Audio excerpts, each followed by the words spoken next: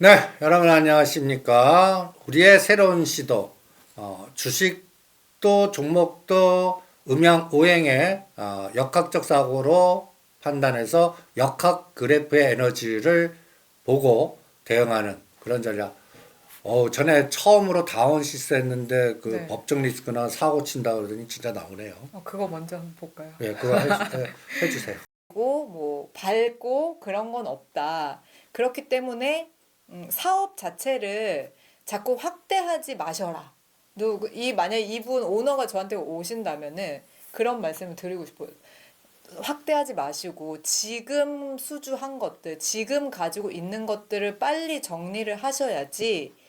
제가 봤을 때는 26년 하반기쯤에, 내년 하반기쯤에 그 법리적 리스크가 있지 않을까 할 정도의 그런 운들이 이제 보이거든요.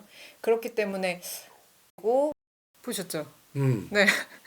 제가 사실 너무 좀 깜짝 놀란 게 이 부분인데 이 부분도 한번 보실게요. 뭐 어차피 이름 얘기했으니까 거기가 발주는 많이 받는다면서요. 저가 낙찰해가지고 예, 발주는 받는데 거의 열차 제작 역량이 의심스럽다면서요. 그렇죠.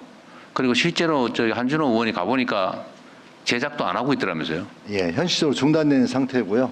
그래 뭐 이런 내용들. 그래서 끝엔 결국 뭐 국가가 사기 당한 거 아니냐까지 나오는 그런 상황이었어요. 그래서 아마 제가 말씀드린 그 어떤 하반기 그쯤에 제가 그때 6, 7월이라고 그랬던 것 같은데 그때를 조금 조심하셔야지 될 것 같습니다. 근데 그게 지금 이렇게 좀 가시화가 되는 것 같아서 근데 이걸 지금 정리하신다고 피해 나가실 수는 없으실 것 같아요, 아니, 이분이. 그래갖고 이럴 때는 반을 끊어야 돼. 그리고 그날 하정까지 줬거든. 네? 주가 실제로. 어? 이날. 그런데 법률 리스크 이렇게 나와도 네. 상장 폐지는 못 시킬 거야. 거래 정지는 시킬 수 있겠지. 그리고 거래 정지까지. 거래 정지까지는 각오해야 될 거로 봐요. 그런데 이제 제가 생각하기에는 이, 이 조사하는 사람 입장하고 네. 그 다음에 그걸 만드는 회사 입장에 그리고 거기에는 또 간단히 예를 들어서 이권 세력들이 당연히 있겠지. 있겠죠. 철도청이라든지 네, 네, 그렇죠. 아무래도. 그리고 70% 주는 거는 이제 2, 30% 줄어들 거라고. 그러니까 그러니까 회사 입장에서는 아주 전번에 방송했던 대로 기존에 있는 것만 정비하고 이제 신규는 어려울 거고 그 문제를 해결하고 이제 또 여러 가지의 이렇게 대통령께서 얘기했는데 가만히 있겠어? 조사 들어가겠지. 그러니까 그 과정이 다 이름을 콕 집어서.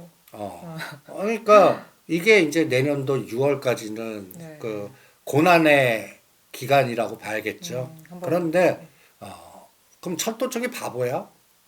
현대로템은 저거 안 해요. 그렇다고. 아니 적자 보고 그러더라고요. 왜 네. 철도청 그러니까 대통령이나 이 실무자 입장에서도 거기에 진짜 들어가면 실질적으로 누가 건설해줘 그걸 만들어줘 그 단가에 저가 그 철도청이고 그 부분에서 그걸 높여주지 않느냐 그리고 그 기술력을 현대로템하고 다원시스 네, 우진산전인가 이거 세 가지밖에 없어요 우리나라에. 그런데 현대로템은 지금 딴 데서 돈을 왕창 벌기 때문에 신경 저가 쓰지 저걸 않는. 못하래. 그러면 다운시스밖에 없어. 결국엔 결국에는 그러니까 그런 요게 형태. 그래서 이제 이 회사 입장에는 네. 최하경을 넘겨서 다음 정부 빨리 와라. 아니면 그 수주 받은 거를도 좀 제대로 만들고 또 결국에 정부에서도 철도청에서 방법이 없으면 아니면 지금 네. 기존에 받은 거를 네. 다 만드는데 3년 지나요.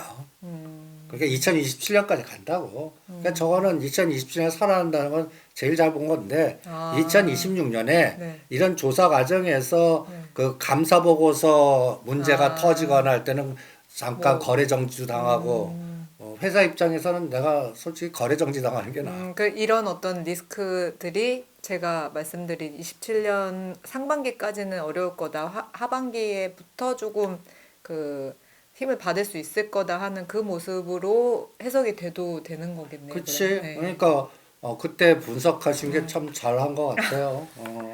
그러면 오늘은 어떤 기업을 했습니까? 오늘은 너무너무 핫한 정말 핫한 현대글로비스를 했는데 어, 현대글로비스를 제가 하면서 이거를 어떻게 말을 해야 되나 막 굉장히 많이 고민한 부분이 있어요. 어떤 부분요?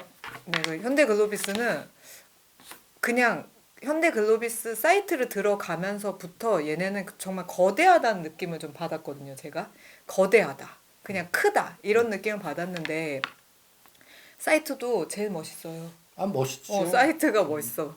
현대글로비스는 저 이것도 처음 알았네요. 비전과 그 글로벌과 비전의 합성어.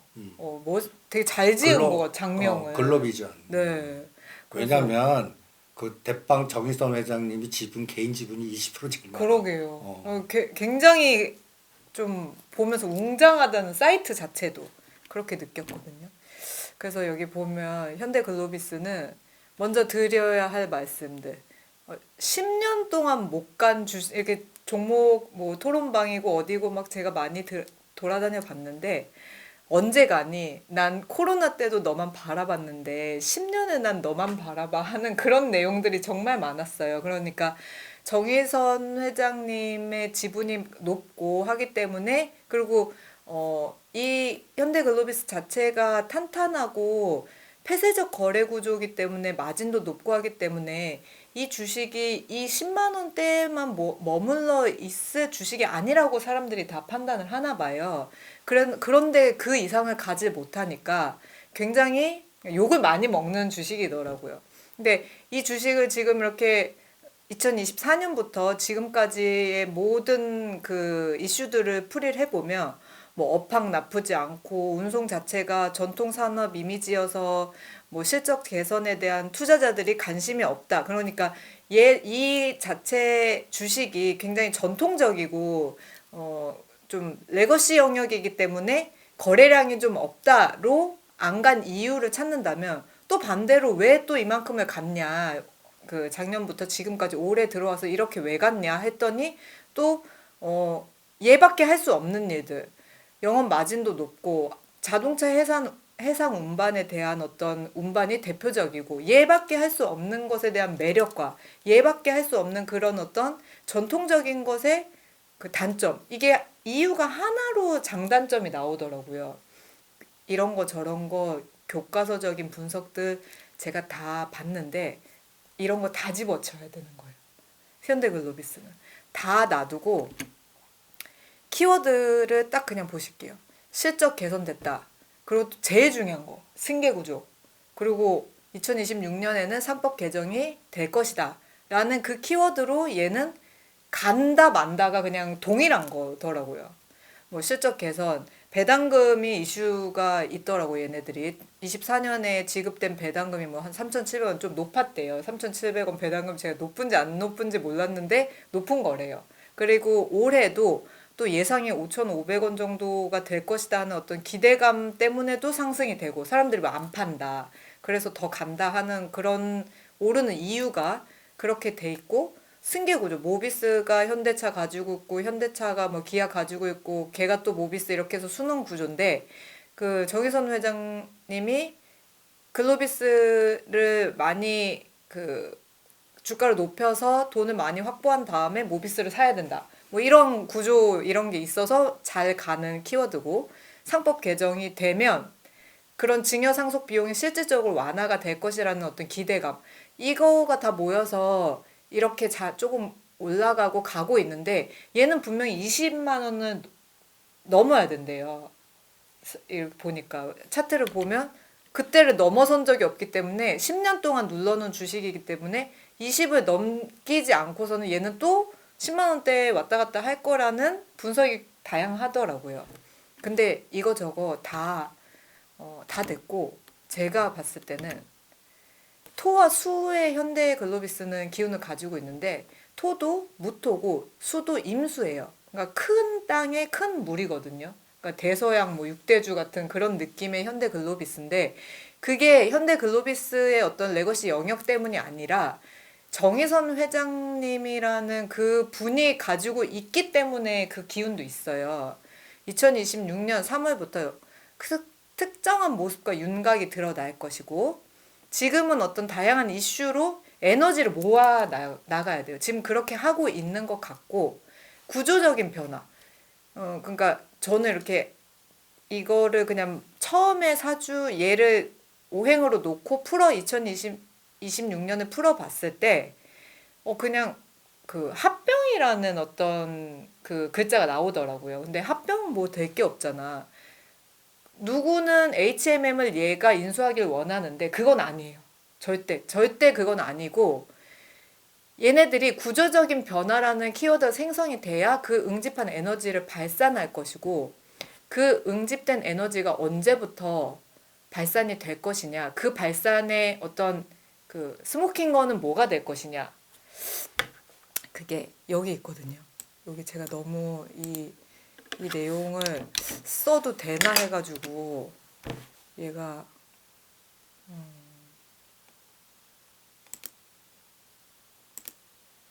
얘를 이렇게 보시면 여기 뭐 있을 것 같아요? 여기 뭐가 있을 것 같아요? 합병? 합병 아닙니다. 그러면 합병 아니고 상문? 응. 이게 뭐야? 정의선 회장님의 여기 보시면 제가 정의선 회장님의 그 그냥 드러나 있는 사주 팔자 신은 없어서 그 월일까지만 봤는데 상문이 들어와 있으세요. 이분한테. 상문이 들어와 있다는 표현을 사람들이 쉽게 말하면 초상을 치를 일이 있다.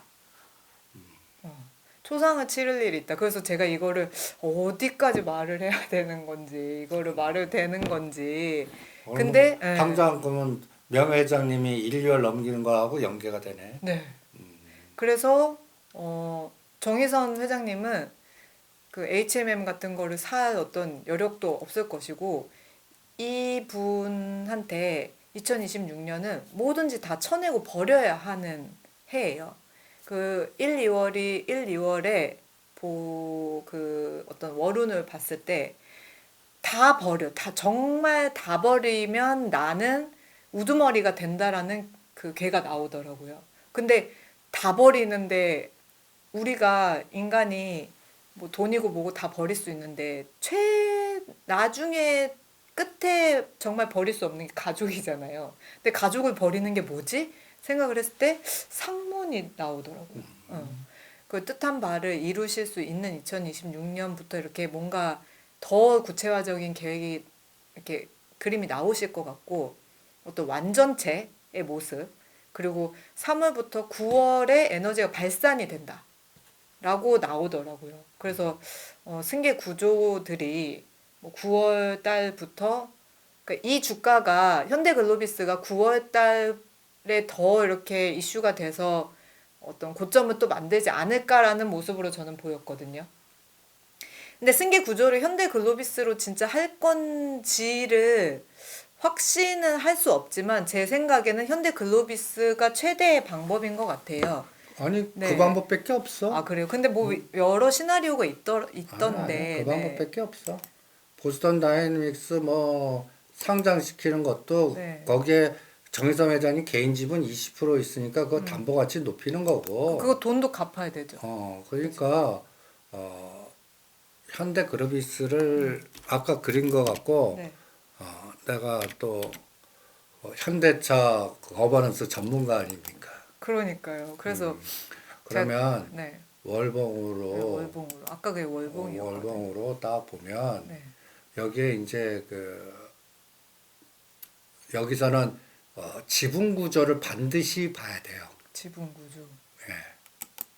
나도 명예회장님 지분을 이제 상속을 언제 받느냐가 가장 중요하게 보는데 그건 참고할게요. 네네. 2026년 1, 2월 달에 오니까 전에 왜 주가를 안 보낸 거야. 계속 눌렀어. 네, 그런. 왜 눌렀냐? 요 프로젝트 가디안을 만들려고.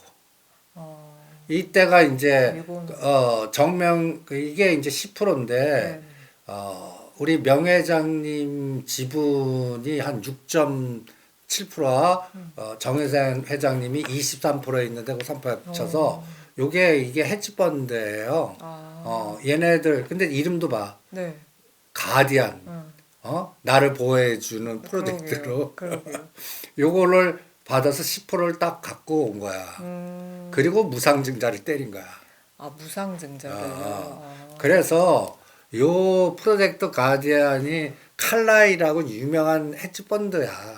그러면 얘네들이 그래서 이제 그리고 이거 할 때가 정몽구 명예회장님이 건강 상태 쓰러지고 그게 이제 그때야. 그래서 2022년도에 이제 그 사장 회장으로 오시고 그리고 그 이제 지금까지 그렇게 해서 누른 다음에 네. 그 다음부터 올린 거야.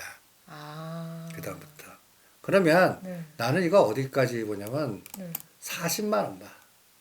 아. 40만 원. 그러니까 그, 현대차, 현대 모비스나 그걸 팔아갖고 네. 이 17만 원짜리 얘로 가는 거는 아까 얘기 잘했듯이 옛날에는 현대글로비스와 모비스하고 합병시키려고 그랬어. 네. 그러면 그 작업이 다음에 들어갈 거라고. 결국에 그 합병이란 단어가 쓰여지긴 하는 거네요. 그거 해야만 네. 이제 순환 출자 구조를 끊을 수가 있어요. 그러면 얘한테 떡을 줘야 되잖아. 그렇죠. 그게 그래서 과거의 현대로템 같이 보여. 계속 눌러갖고 이만 눌렀다가 네. 이제 그러니까 이거 미국에서 새로운 비즈니스, 물류 비즈니스, 심지어는 중고차 사업에 여기다 새로운 떡을 계속 줄 거야. 그래갖고 그러니까 뭔가 어떤 그 업종 자체를 더 넓히는 형태로. 아니 그래서 내 20%가 네. 내가 계산하는데 한 7조 정도 자산 가치가 돼야 돼. 7조. 그래야 그걸 재원으로 네. 모비스를 갖고 오는 걸 할 수가 있어요. 그 작업이 완전체 현대 그룹을. 그러려고 그러면 명예회장님 상속 부분이 다 먼저 종결이 돼야지. 우선순위가 그래요. 그러니까 그것이 내년에 나오면 네. 거기에서 1년 후에 이제 작업이 들어가고 그리고 3년 후에는 이제 현대로템 같이 되는 그런 시나리오를 제가 갖고 있거든요. 그런데 뭐 그런데 제가 만약에 말씀드린 그 어떠한 그 스토리가 만약에 현실화가 된다면 빨라지는 거지. 빨라지는 그럼 거예요. 빨라지는 거지. 그러니까 안 되는 건 아니고. 그러면 발동 바로 걸리지. 그래요. 그래 만약 그 상황이 나오면 얘는 그냥 그 현대 오토 에버 같은 그래프가 나오는 거야. 현대 오토 에버가 네. 글로비스 다음으로 네. 정혜성 회장님이 제일 7%가 맞아요. 그런데 현대 오토 에버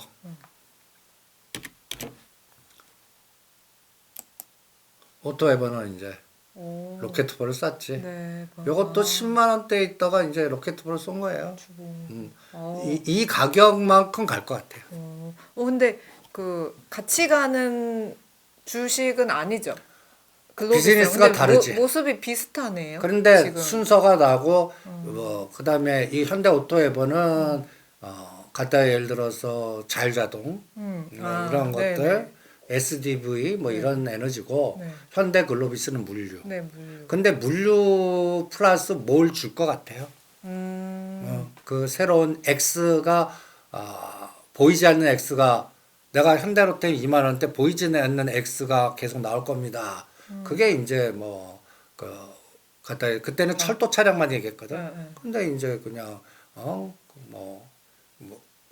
방산이 터져갖고 우크라이나 전쟁 네. 터지고 새로운 환경이 나와서 2020년 우크라이나 전쟁 터지고 보시면 2022년도가 현대차 그룹에 굉장히 중요해요. 우크라이나 전쟁 터져서 하나그룹 가졌지만 현대로템. 근데 지금 저 현대 오토 에버 차트를 지금 처음 보는데 이걸 보니까 이분들은 그러니까 이분들도 뭔가 옆에 이런 책사들이 있으시다면 그걸 미리 아신 거 아닌가 하는 느낌이 딱 아는 와요. 거보다는 타이밍이 왔으니까 거기에 전력 투구하는 거지. 그러니까 좀 그 정몽구 명예회장님의 건강을 좀 더 걱정하는 뭔가가 있기 때문에 이런 모습이 나오지 않나라는 그러니까 생각이. 우선순위가 그렇게 되는 거죠. 네. 왜냐면 정봉호 회장님, 명예회장님 상속이 하면 저기 삼성도 바로 질 거고 뭐 속도를 내겠죠. 현대로템도 봐봐요. 현대로템. 현대로템이 실적으로 발동 건 게 2022년도에 여기서부터 이때 10,000원, 20,000원 이때도 욕을 어마무시하게 먹었다. 현대글로비스 저리 가라다. 근데 진짜 이런 각도가 나올 정도로 이렇게 무거운 종목들이 이 정도 각도가 나오는구나. 이게 우크라이나 전쟁 K2. 응? 엄청나네요. 그러면 다음 타자가 네. 현대글로비스라고. 그래갖고 순환 출자 구도를 뽑아내는지 보시죠. 네. 네. 그래서 현대차 우리 현대로템 팔아갖고 글로비스 가라. 요게 또 오늘 저도 타이밍을 잡는데 하나의 참고를 해보겠습니다. 네. 네. 아주 새로운 시도를 계속합니다. 여러분들이 참고하시고요. 그 다음에 투자 전략에 꽂히시면 같이 해보시고요. 그리고 매일 이러한 기업의 새로운 오행과 사주팔자로 그 기업의 운을 보는 그런 컨텐츠를 일주일에 하나씩 만들어 보겠습니다. 참고 많이 하시고 또 개인의 사주와 그 다음에 주식의 운을 보고 싶으신 분들은 사이트. 네, 사이트.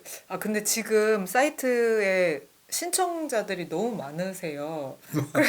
너무 지금 몰렸어? 너무 많으셔가지고 그리고 거기 보면 그냥 지불을 하고 프로그램을 그냥 보는 그런 것도 있어요.